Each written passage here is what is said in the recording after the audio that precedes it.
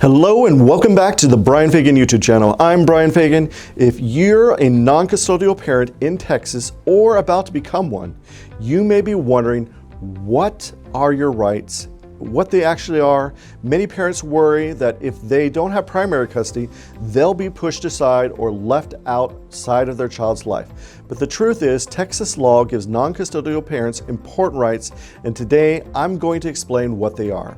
Let's start with the basics. In Texas, when custody is decided, the court names one parent primary conservator, that's the custodial parent. The other parent is the non-custodial parent, often with a standard possession order.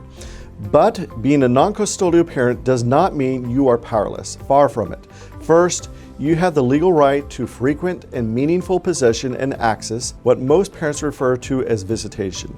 The standard possession order in Texas typically gives the non-custodial parent time on the first, third, and fifth weekends of each month, Thursday evenings during the school year, alternating holidays, and extended time in the summer. And this can be customized based on the child's needs and both parents' schedules. Second, if you have the right to access information about your child, even if the other parent has primary custody, you're still entitled to information about your child's education, medical care, psychological treatment, and day-to-day activities.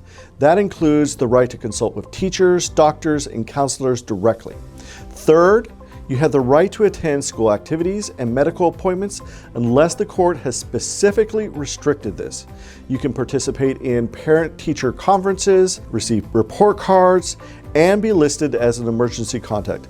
These rights are protected by law, and if they are being denied, you have the grounds for a legal enforcement. Fourth, you have the right to enforce your visitation through the court.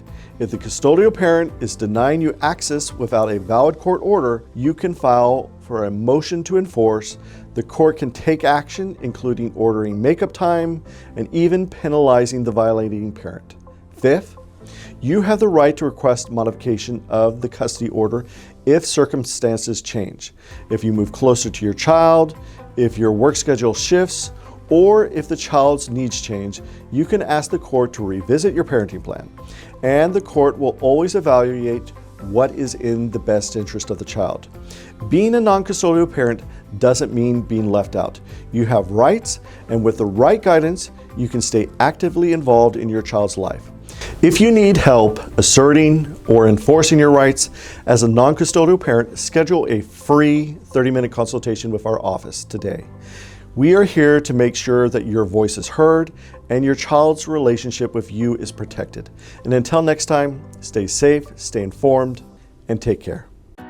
Thanks so much for watching our video. We hope you found it helpful and enjoyable. If you liked what you saw, please give us a thumbs up.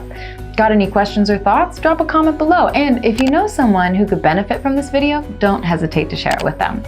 For more awesome resources, check out the description below. Take care. We'll see you in the next video.